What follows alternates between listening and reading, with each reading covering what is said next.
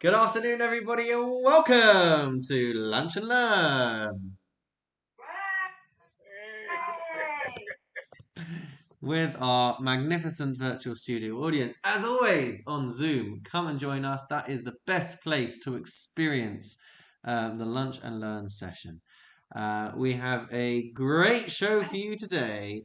Going to have a look at Parashat Shlach, have a brief run through of Parashat Shlach, and then we will start looking at some wonderful miracles as we go into the world of Pirkei Avot. The learning that we are doing today is dedicated in memory and for the elevation of Paul's sister, Aleha Shalom. I didn't have her Hebrew name to hand, but Margaret, we dedicate today's Torah study. And we wish Paul a long life, Chaim Arukim, and her neshama, her soul, should have an aliyah from the seeking of truth that we will be doing today together. So, Parshat Shlach is a big turning point for the Jewish people. It is the point at which Hashem sentences the Jewish people to spend 40 years in the desert. The process should have gone a lot quicker. They should have raced out of Egypt. They should have raced across the Red Sea. They should have gone to Mount Sinai, heard Hashem speak, received the Aseret HaDibrot, the Ten Commandments. Then Moses should have gone up for 40 days and received the Torah. And then, headed off on their way to Eretz Yisrael. And the golden calf lengthens that process. And the fact that they get to the brink of the land of Israel and they are about to enter into the land, and the Jewish people decide, oh no, this is not the way we want to do things. We actually want to send in spies, and we want to send in people to scout the land and let us know whether we are going to find it easy to conquer or not. And they shouldn't have done that. They should have trusted that Hashem was going to be taking care of the situation, but they didn't. So they sent in 12 tribes, 12 delegates, 12 spies. 10 of them come back with a negative report, and that creates this mass hysteria amongst the Jewish nation. And the night on which they cry and panic and get worked up is none other than the 9th of Av. And we are taught that the fact that this happened on the 9th of Av, it was always going to be a day of national mourning, and terrible calamities would happen to the Jewish people on the 9th of Av. And so it came to pass. And many, many terrible things have happened on the 9th of Av, including the destruction of both temples. So as a result of this reaction, the Jewish people are told that all of the men over the age of 20 are not going to make it through the 40 years in the desert. And the entire section of that nation, of our nation, dies out during the course of those 40 years. And I mean, the women are amazing anyway, but the women are spared of this decree. The children are spared from this decree under the age of 20. And Joshua and Caleb are spared from this decree because they didn't get swept up, and they came back with positive reports. Moshe, as we know, did not go into the land of Israel eventually, but not as a result of this decree. Aaron, Miriam, they all end up dying before entering into the land of Israel. And so, yeah, this is a pivotal moment in the narrative. And it's the primary focus of this week's parasha. There are some people who say, no, we're going to still go in, we're going to try our luck. And they end up getting attacked by Amalek and by the Canaanites. And so they are put a stop to. They were trying to breach the land of Israel and go in without Hashem's approval, without Hashem's guidance, without Hashem's support, and they end up being cut down. We also then go on to talk about libations, which were subsidiary offerings that were brought along with sacrifices. And it seems a bit of an odd place to put it. There's also the mitzvah of challah in this week's parsha. So it seems a little bit out of place. And one of the main reasons why that section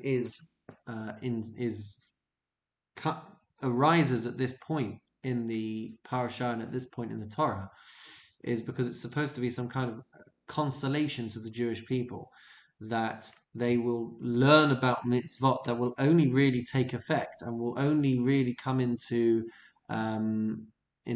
use once they enter the land of Israel. So they're receiving this decree and they may think, oi, oi, oi, all hope is lost.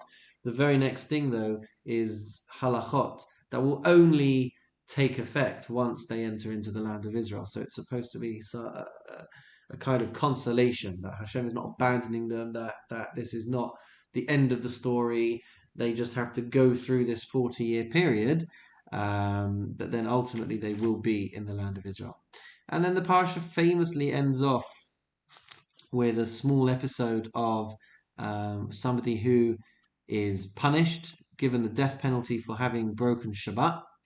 And then the very last segment, the maftir, is the third paragraph of the Shema, the paragraph that deals with the mitzvah of tzitzit.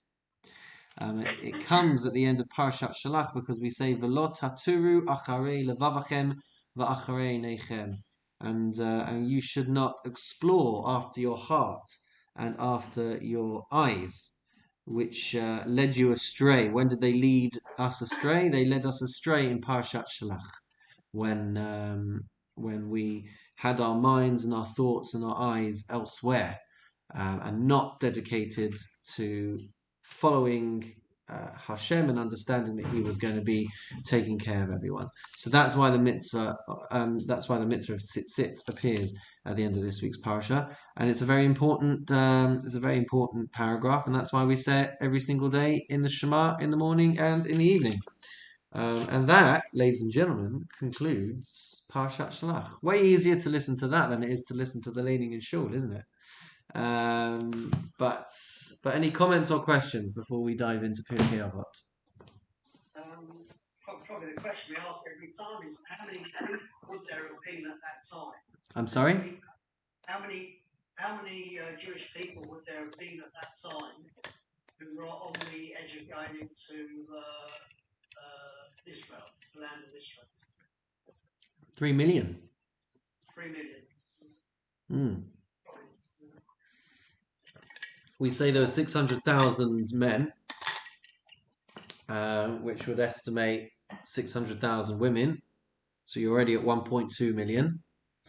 And then chuck in a bunch of kids and a bunch of people over the age of 60.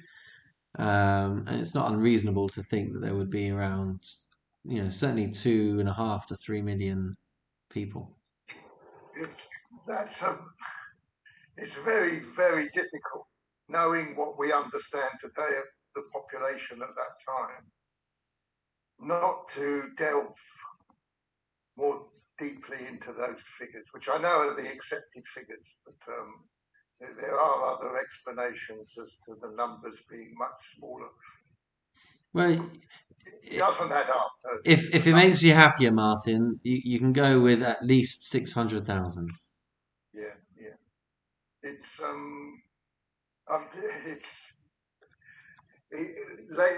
at other places in the Torah it says that the people were tiny, that they camped under half a dozen olive trees. As the story, I believe it. I'm a believer in Torah min hashamayim, but I think. What do you mean they don't? They 3 million is so difficult to understand.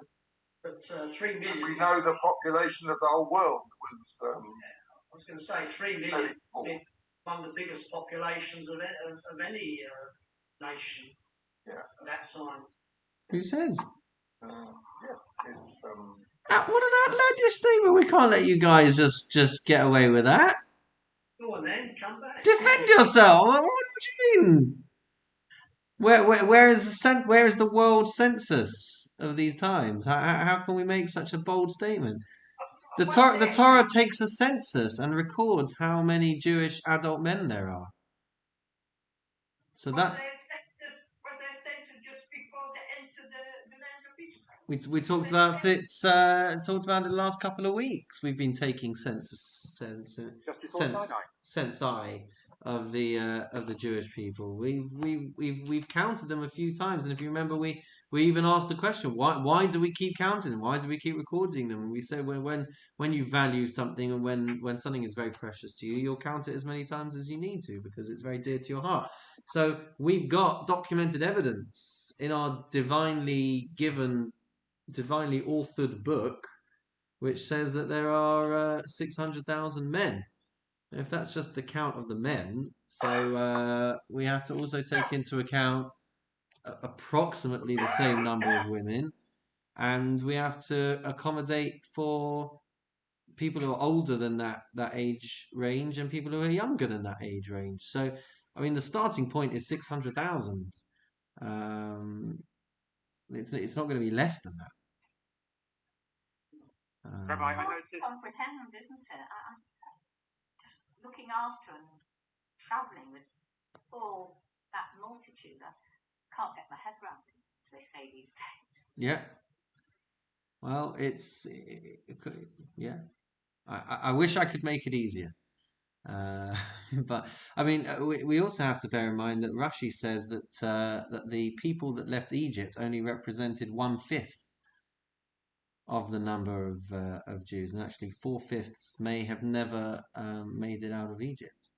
So the people, the number of people would have been even bigger if they had all made it out. Gary, what were you going to say? I noticed that of the 12 names of the spies, Mm. apart from 2 of them, which came out with a favourable report, presumably it's not traditional in any way to name children after any of those other 10.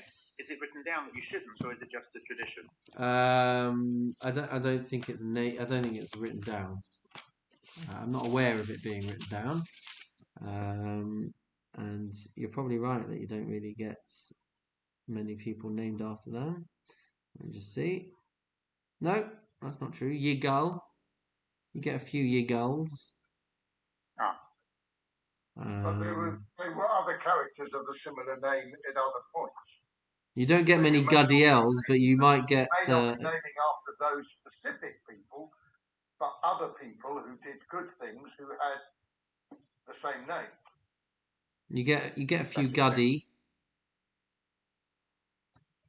You do get a few Guddies. But going back to the first line, yeah, it seems to me from the translation that Hashem was telling Moses, choose some spies and send them out. Yeah. It was Moses' decision. It wasn't the people's decision. They were told by Moses to do it. They weren't going to say, no, we're not going to do that. No, they told Moses to do it. They told Moses. Yeah, they asked Moses to do it. Yeah. Okay, the translation I saw seemed to be take for yourself, and Hashem was speaking to Moses. Yeah, telling Moses to send well, he was the voice of the Jewish people. The people asked first. So Hashem said to him, well, if that's what you want to do, choose some top leaders of each tribe. It wasn't in the Torah then, so that's in the Rashi says on the words Shalach Lacha Anashim, Rashi says L'da'atcha. It's in accordance with your opinion. Ani eini mitzavelach or lacha. I'm not commanding to you. Im tirtzeh shlach. If you want, send. And the reason for that is because the Jewish people came and they said, let's go and send people ahead of us. Devarim chapter 1 verse 22. Devarim. Oh, it's not that far ahead, is it? Gosh, I'm almost in Devarim. Devarim 1 verse 22 says, all of you approached me and said, let us send men ahead of us and let them spy out the land and bring word back to us. And then it says, the idea was good in my eyes, but not in God's. If they didn't go there, where would they have gone? They would have just gone in. They would have been led in, and they would have faithfully faithfully been comfortable with the fact that Hashem would look after them. No, but the people the 12 men that went there, 10 of them came back and said it's not for us. Mm-hmm. Where else would they have gone if they didn't go into that land? They'd have wandered around the desert. This is why we have to read the Parsha. They were saying, let's go back to Egypt. Yeah. It was better there. Did they say that on this occasion? I'm not sure they did, but we've had that. They've had that before. They come back with their report, and then the rest of the Bnei Yisrael. It says that the entire assembly raised up and issued its voice. The people wept that night. All the children of Israel murmured against Moses and Aaron, and the entire assembly said to them, "If only we had died in the land of Egypt, or if only we had died in this wilderness. Why is Hashem bringing us to this land to die by the sword? Our wives and young children will be taken captive. Is it not better for us to return to Egypt?" So they said to one another, "Let us appoint a leader and let us return to Egypt." And that's when Moses and Aaron fall on their faces and try and save the situation. But yeah. So when they came back, the spies, there was nothing positive in the report, not even one thing. They were all negative. Only two of the spies replied. Well, I know two of the spies came with negatives, but all their report was completely negative. Yeah, they talked about how huge everybody was and how they seemed like grasshoppers in their eyes. They talked about how the land devours its. Where is it? We arrived at the land to which you sent us, and indeed it flows with milk and honey, and this is its fruit. They brought back fruit. That's where the famous logo of Powin comes from, with the men holding the enormous grapes. But the people that dwell in the land is powerful. The cities are fortified and very great, and we also saw there the offspring of the giant. Amalek dwells in the south. The Hittites, the Jebusites, and the Amorites dwell on the mountain. The Canaanite dwells by the sea and on the bank of the Jordan. And Caleb says, "Well, we're fine. We should surely ascend and conquer it." And then they said, "We cannot ascend, for it is too strong for us." They brought forth to the children of Israel an evil report on the land that they had spied out, saying, "The land through which we have passed to spy it out is a land that devours its inhabitants." Why did they say that? Because Rashi tells us that they witnessed tons and tons of funerals taking place as they were going through the land. And that was actually a chesed. That was actually something, a favor that Hashem had done. That he created enough distractions for the spies to be able to move around relatively unnoticed by all these funerals needing to take place. But it led to them, with their negative mindset, to come back and say that the land clearly devours its inhabitants, because look how many people died while we were there. And then it says, all the people that we saw in it were huge. We saw the Nephilim, the sons of giants. We were like grasshoppers in our eyes, and so we were in their eyes. And that line is very famous, because what we pick up over there is that they were imposing that opinion and projecting their own inferiority complex onto the people that lived in the land of Israel, who weren't even telling them that they were like grasshoppers, but because they perceived themselves as grasshoppers, they just assumed that they must look like grasshoppers in the eyes of these giants. One of the overriding messages and themes that comes out of this episode is the need to be able to look at things in a positive light, to be able to appreciate just how delicate one must be with gossiping and sharing information and where it can lead and what it can create. It's a calamity for the Jewish people that it ended up with this 40-year consequence. Yes, Paul? No one is suggesting that the spies came back and lied. So they come back and told what they perceive as the truth. Yeah. What they didn't add in is that they should still have done it because Hashem would have protected them. But taking away the issue of Hashem protecting them, they didn't actually lie. Correct. As such. They went in, did what they were told, and came back and told what they said was true. Well, their report was skewed in the bias of the negativity that they projected.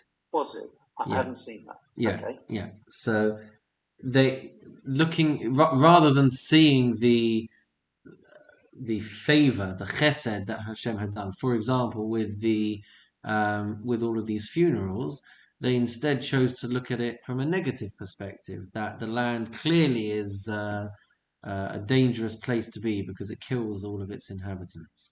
And Why is instead Hashem instead of looking surprised? at the fruit and saying like, "Wow, this is absolutely incredible! Look what Hashem is going to provide for us," instead they skew it, and it's like media bias, isn't it? We look at the land of Israel and project it in one way, and the rest of the world looks at the land of Israel and projects it in another way. It's the same Absolutely. mistakes over and over again. If they had And the it wasn't that Caleb disagreed with them, but he said, Hashem, we can do it. That's with right. Hashem's backing. He had faith. That was the difference. It was I the don't it care was how big they are, how strong they are. With Hashem's backing, we can conquer. it's the attitude that creates the mass hysteria. We see later in history with King David similar kind of situation in the sense that there's this enormous giant Goliath, and everyone is freaking out and everyone's saying no one can take this guy down. And then he wasn't King David yet, but David stands up and he's just like, I don't care how big he is, I don't care how thick his armor is, he's messing with God, and I've got God in my corner. I'm not scared of him. If Hashem wants to take him down, we'll take him down, and that's exactly what happens. He pings him with his catapult, and that's the end of Goliath. And the mindset should have been similar with the Jews in the desert, where it doesn't matter how big they are, it doesn't matter how fortified their cities are. Hashem is going to lead them through, and everything will be all right. So there we go. All right, ladies and gentlemen, let's have. Oh, good, the camera's still working. Let's have a little go at Pirkei Avot. We can all see that on the screen. If the words are a little small, then try spotlighting. Big phone for me.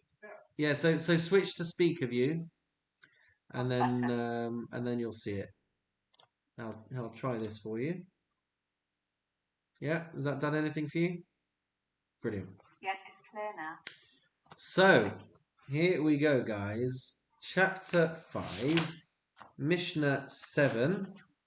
And we are going to be talking about the Asara Nisim Na'asu La'avotenu Beveit HaMikdash, the 10 miracles that occurred for our ancestors in the temple. So we're going to scroll down so we can see the English. Would anyone like to read for us the 10 wonders, the 10 miracles in the temple? I will, if you like. Thank you. 10 wonders were wrought for our ancestors in the temple. 1. No woman miscarried from the odour of the sacred flesh. 2. The sacred flesh never became putrid. 3. No fly was ever seen in the slaughterhouse. 4. No emission occurred to the high priest on the Day of Atonement. 5. The rains did not extinguish the fire of the woodpile. 6. The wind did not prevail against the column of smoke. 7. No defect was found in the omer, or in the 2 loaves, or in the showbread. 8. The people stood pressed together, yet bowed down and had room enough. 9. Never did a serpent or a scorpion harm anyone in Jerusalem. And 10. And no man said to his fellow, the place is too congested for me to lodge overnight in Jerusalem. Thank you, Joy. All right, guys, take a moment to chew that over. And I haven't heard of any of those. you haven't heard of any of those. That's good. Then this will be an exciting new adventure for us. Yeah, well, for me anyway. For all of us, Rita. Yeah.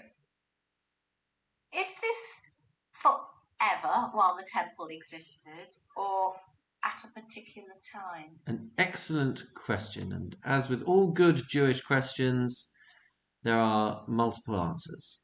There seems to be there is a disagreement as to whether this was only during the time of the first temple, or whether it was also during the time of the second temple. The second temple, anyway, there was a spiritual decline of the Jewish people, and so there were definitely some things that were not present in the second temple that were present in the first. For example, there was no golden ark in the Holy of Holies in the second temple. That had been hidden. So there was a definite difference, and in the first temple you had high priests who could serve for decades, and in the second temple most of the high priests did not last a year. So you are right to ask the question, and there is a dispute as to whether these miracles happened also in the second temple. Well, they definitely happened in the first temple. It does say in the temple. It does. It does. And it doesn't distinguish it in the Hebrew. So it's just a matter of machlokes, a matter of dispute as to whether the second temple was on a much lower spiritual level, to the point that not all of these 10 things happened. But there is an opinion that says that they did.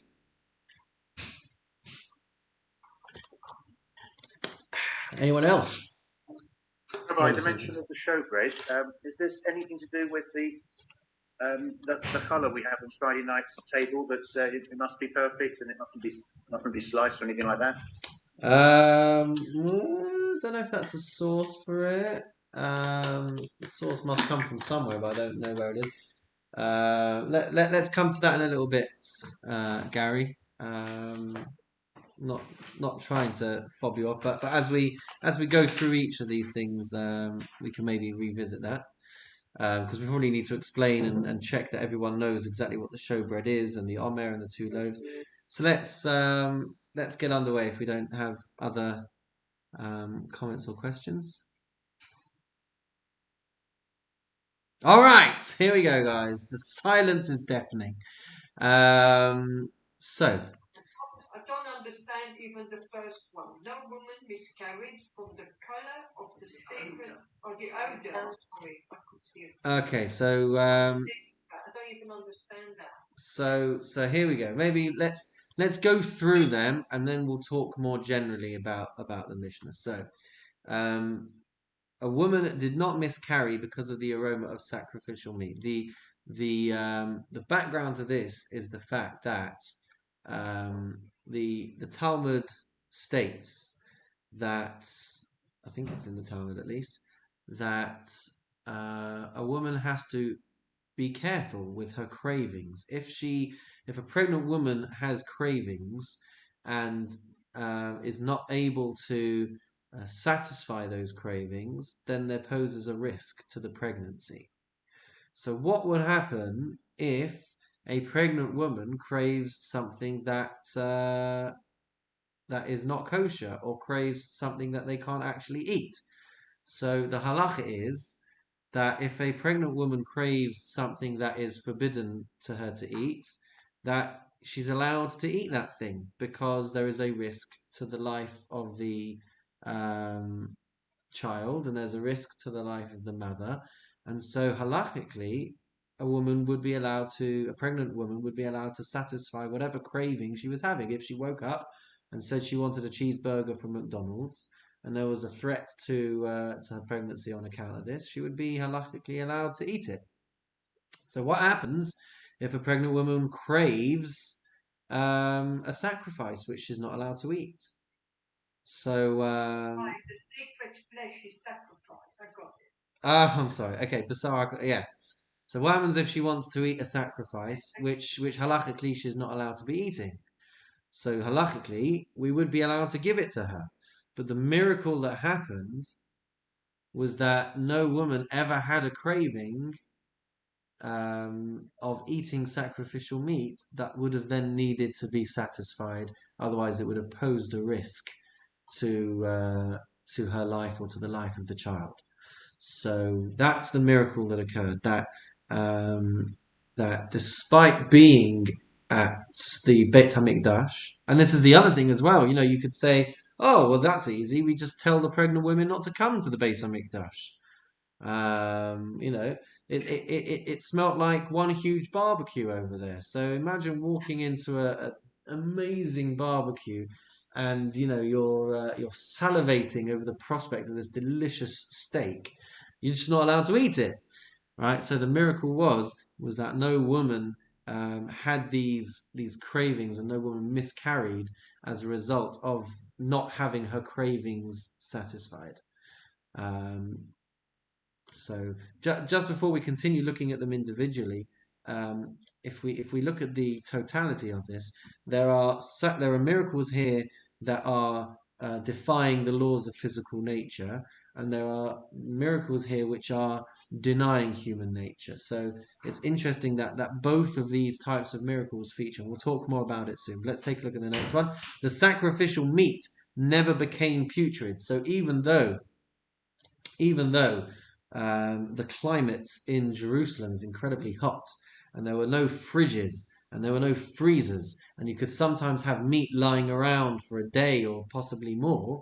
So even though they would have all of this meat sitting around, none of it ever went off. And that was another miracle defying the laws of physical nature that occurred. Number 3, no fly was seen in the place where, what does it say on the screen? I'm just getting just lost it. No, thank you very much. No fly was ever seen in the slaughterhouse.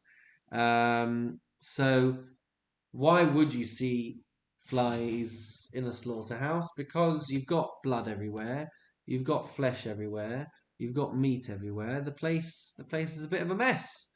And you go to a butcher shop where all the doors or the windows are open. You go to a market, whatever it might be.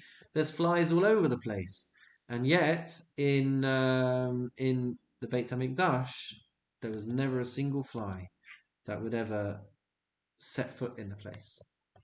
So that was miracle number 3, also defying the laws of nature. Number 4, the high priest never had it refers to a seminal omission on the Day of Atonement, on Yom Kippur. The reason why that would be of concern is that he would become impure and he wouldn't be able to serve in the temple, and they'd have to replace him on the holiest day of the year. So that was a big concern, that they'd have to replace him.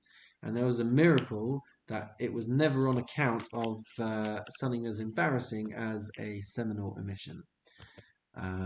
Number 5 is the rain did not extinguish the fire of the woodpile. So even though there would be seasons of the year where it would rain in Jerusalem and it would rain on Har Habayit, on the Temple Mount, and yet the rain that fell would never ever extinguish the fire on the Mizbeach, on the altar. And you could ask the question again, well, why didn't Hashem just cause rain to not fall on the temple at all? Could have just moved the clouds a little bit to the left and bypassed the Beit HaMikdash altogether. So I haven't seen an answer necessarily that worked for me to pass on. But one thing that did occur to me is that rain is a blessing, and perhaps there's a perspective here for us to realize that however inconvenient rain might be, it is a blessing. And so it's far better for rain to fall on the Beit HaMikdash and to just have a miracle where it doesn't put out the fire, so that we learn to appreciate the role of rain in our lives, rather than to say well, it just didn't fall in the perimeter of the temple. That was one thing that occurred to me. Anyway, the wind did not disperse the vertical column of smoke from the altar, right? When wind blows, smoke scatters. And there was a miracle that defied the laws of nature, that the miracle would rise in a straight column. And while it may sway from the direction of the wind, it never dispersed and it never scattered out of that straight column. Then you have, what's next? Disqualifications of the Omer, of the 2 loaves, or of the showbread. So the Omer, the Korban Omer, was brought on the 2nd day of Pesach, which is why we call it Sfirat HaOmer, the counting of the Omer. And when they brought this offering of barley in the temple on the 2nd day of Pesach, it would then permit the new grains that would be harvested. It would permit the nation to benefit from those new grains. But if the Omer had been disqualified, then it would have created, it would have had a knock-on effect for being able to use the crops that they would be starting to harvest. So the miracle that they never found a disqualification in the Omer also meant that they had no problem in being able to use the harvest of that year. So big implication. And the 2 loaves, the Shtei Halechem, which were brought on Shavuot, which were made from wheat. So there again, if they had found a disqualification in the Shtei Halechem, it would have prevented them from something or other. What would it have prevented them from? It would have prevented them from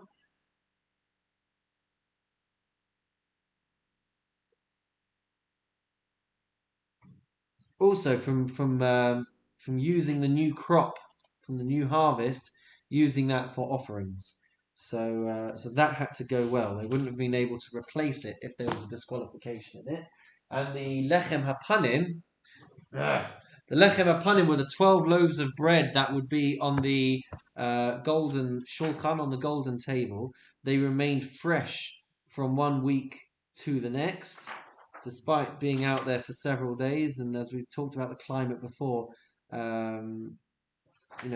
never spoiled either.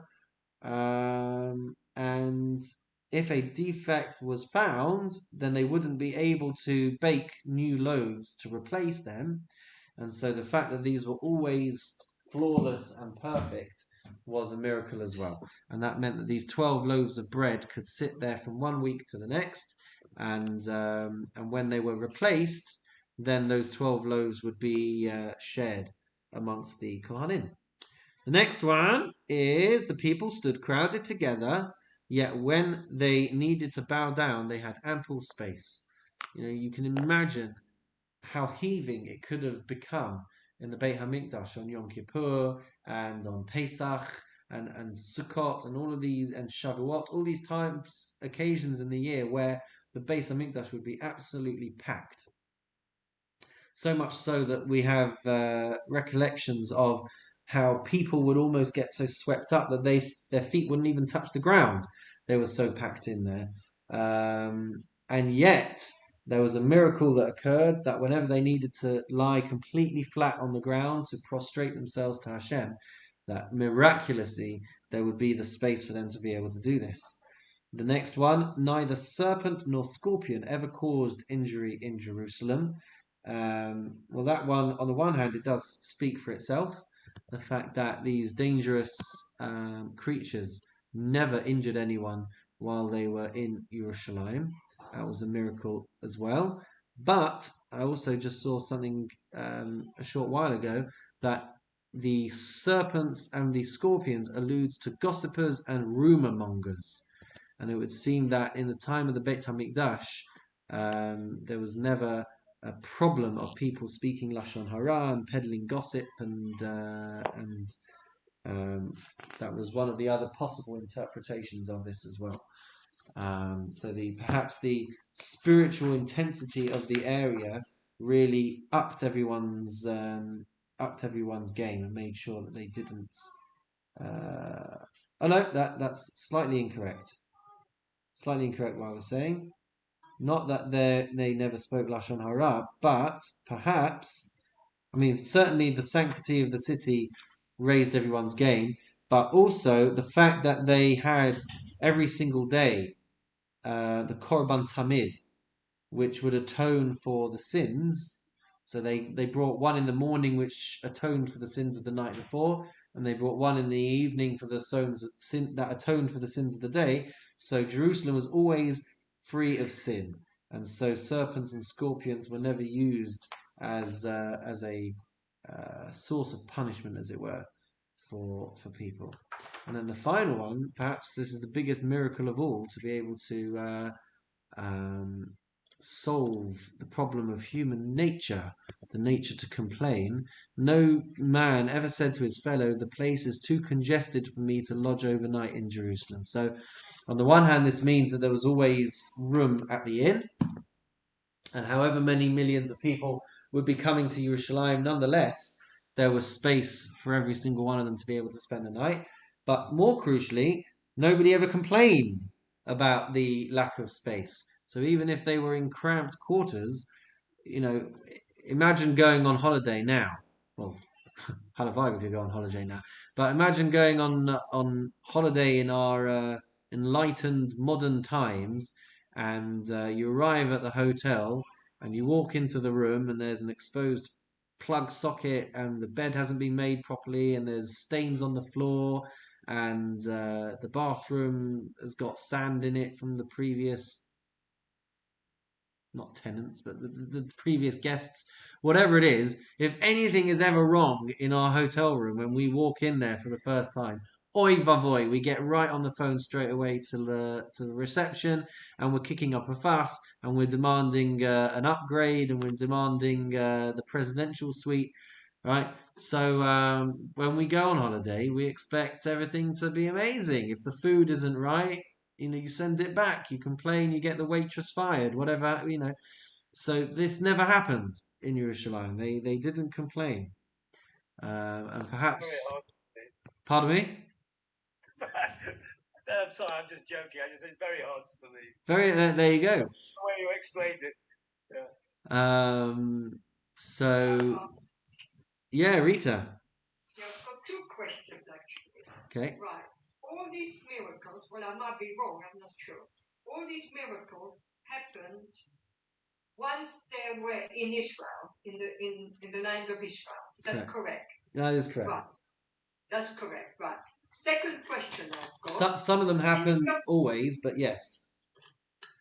Right. The second question I've got, all these miracles, is there one mentioned in the Torah? Mm-hmm. Because it's all the first time I've seen it, and I'm quite astonished about it. So why do you think they're not mentioned in the Torah, Rita?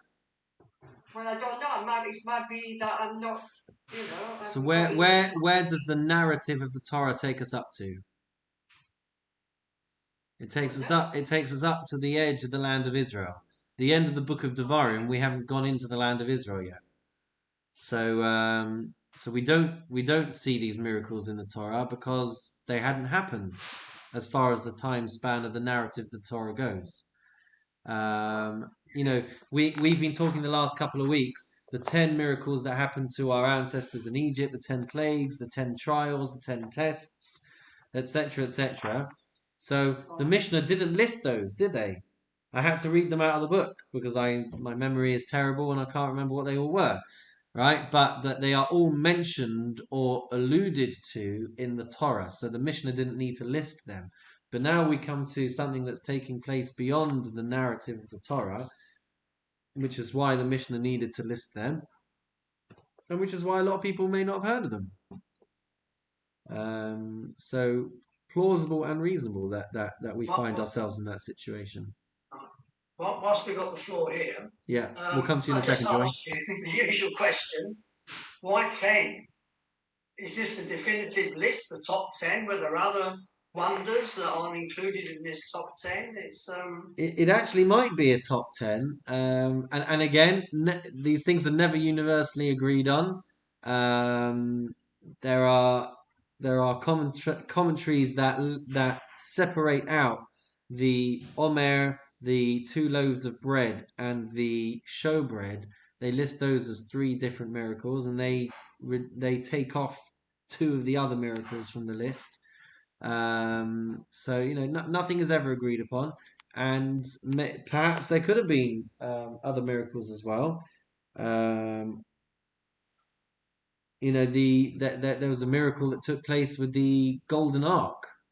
Whenever the relationship was strong between Hashem and the Jewish people, the Kruvim, the figures on top of the ark, would be facing each other and embracing.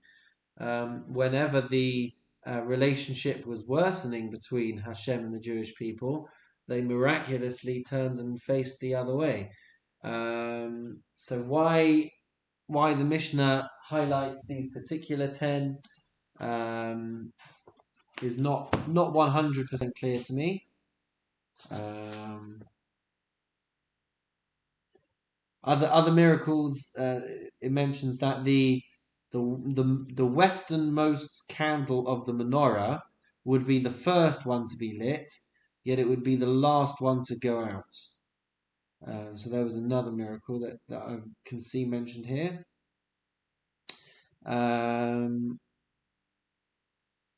But yes, I haven't seen anything that explicitly states why those 10 and not others, and I'll say something else, but in a minute after Joy. Okay. I have a query about number 4. Mm-hmm. The other miracles are things that happened that made being in the temple sacred. It did things. The 4th was something, I find that really, really difficult, because that's something that the person who's supposed to be holy, the high priest, should have control of. Why would it happen? It's not a place for something like that to happen, and I'm concerned about that. I don't get it. I don't have a good answer for you. I hear your concern, and I don't know. And again, I find it a bit, I wouldn't say weird, but who wrote these 10 wonders? Who wrote this? Must be a rabbi. Well, the Mishnah was compiled by Rabbi Judah the Prince, Rabbi Yehuda Hanasi. So he will have been the one that puts it all into the book. But what's the concern there for you? That wasn't a concern. First of all, I've never heard of them. That's number 1, which is quite good. I've learned quite a lot today. And number 2, I wonder who wrote it. Somebody must have made a summary, like Peter said, top 10 or whatever it is, of writing it. It doesn't tell you anything. It doesn't say who. No. Just 10 wonders where blah blah blah. No, but the Mishnah was compiled by Rabbi Yehuda. So So we assume it's him. Any criticisms, send them into the editor. Rabbi Yehuda. No, it's not a criticism. No, I know. We have to rephrase that. It's not a criticism. No. I just wonder who came up with those 10 miracles. You have to appreciate as well that these things, going back the thousands of years to the time when these miracles were taking place, and a little bit further on when we're dealing with the compilation of the Mishnah, this was all still fresh in their mind. It's thousands of years later, and now for us, it's like, what? That's crazy. But for them, it was they got to see these things. It would have been incredible. Joy, were you going to say something? Yeah, when you said that, it kind of put it into context, my query, because we're looking at it as modern people with modern attitudes, and I think then obviously it was very different. So, but I just still think it's weird. It could be. I mean, it might not be saying that it was prevalent at the time, but it was just the point that the repercussion of it happening would be huge. For a high priest to have to come out of active service on Yom Kippur, the fact that it was such a risk means that the fact that Hashem instituted this miracle to avoid that embarrassment and to avoid the tumult of having to change over the high priest and everything that it would entail. That there were things that if the high priest had started the process of particular sacrifices, it would have a huge knock-on effect to that process being finished. And you've got the whole of Bnei Israel, the whole of the Jewish nation, like waiting to hear that atonement has been granted, that the string on the goat has turned white, and that all is forgiven and everything's okay, and you're waiting for that resolution, and then you're like, the hours are ticking by, and it's like, what on earth is going on? What's happened to us? And maybe this is bad. It's a bad omen. And meanwhile, all that's happening is that they're having to deal with the havoc of an impure Kohen Gadol, and they're having to quickly change over the staff and change over this and start this again and start that again. So it was the potential for a huge repercussion if that happened. And so perhaps the fact that the miracle happened, that these things didn't happen, is impressive. Martin, were you going to say something before? Did you already say it? Yeah, there are other interpretations of these particular references to miracles, and I may be incorrect, but I did take a course on the Rambam, and as far as I recall, his concept of the first miracle, that no woman ever miscarried, was diametrically opposite to the one we're given here. I may be wrong, so I say this with a bit. I'm sure I learned that the Rambam said that the stench, that the situation in the temple was so horrific, with hundreds of animals being slaughtered one after the other. The miracle was that no woman miscarried, which seems exactly the opposite to what he's saying here, that it was so beautiful that she didn't crave eating the meat. But then how would you explain the second one?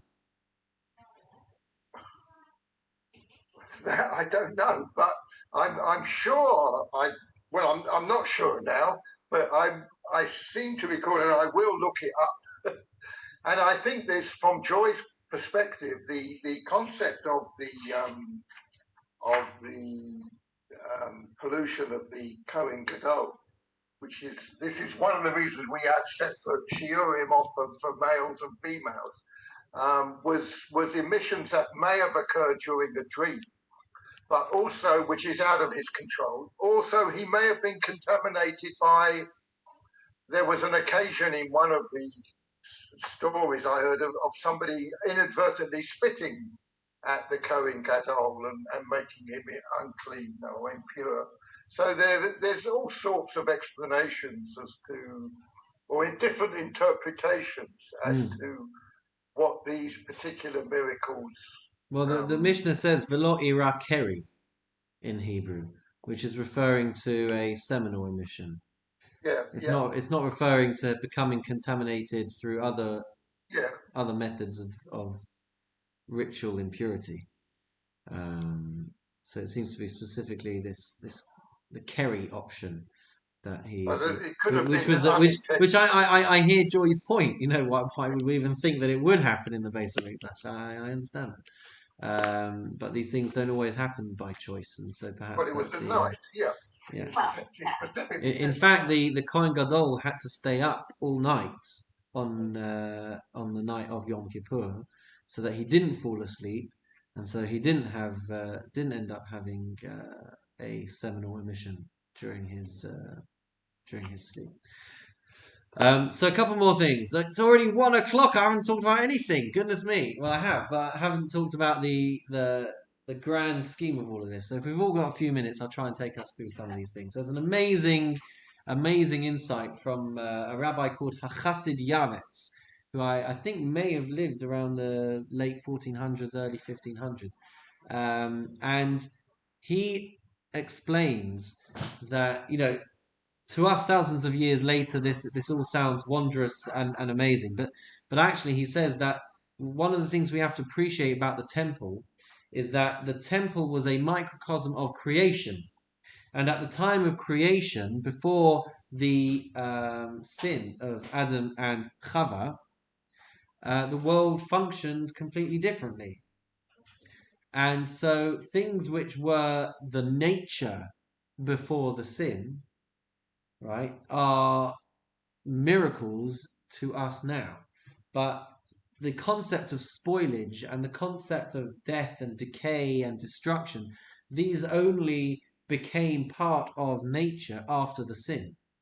So we call it defying human nature, that the meat never spoilt and went smelly, and the fact that that there were no flies around the meat, etc., etc. So, I mean, before the sin of Adam and Chava, that would have been just nature, and so the temple is like this oasis of life before the sin, where we look at it and we see it as miracles, but actually it's an oasis of life before the sin, which is an amazing thing, which I don't think I'd ever really thought about in that way before reading it this morning.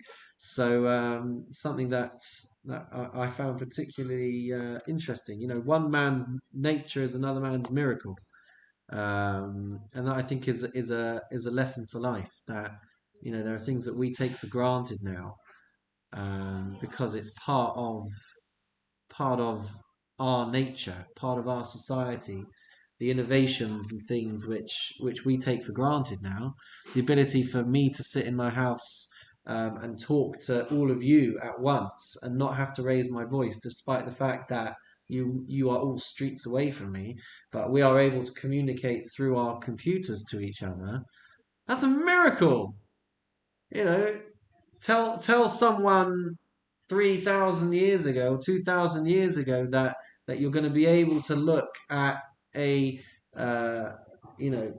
something as big as that, and you're going to be able to see dozens and dozens of people, or the millions that are on Zoom right now, guys. Right? So the fact that you'll be able to see all of these people and they're miles away from you, that's a miracle, guys. Right? So one man's nature is another man's miracle. That I think is a very important thing to perspective to have.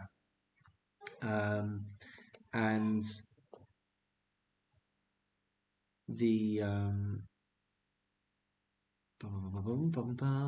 yeah, and just to go back to the miracle of human nature, the fact that people didn't complain. There's a beautiful idea here, which is that what did they complain about? They complained, or they would have complained, that there wasn't enough space for them. Right? So there was a wonderful insight from Rabbi Beryl Wine, who said that if we stand and we're inflexible and we insist only on the way that we look at things and on our rights, so if we have that mindset, we have that perspective, then we're going to find ourselves in a very crowded and uncomfortable world.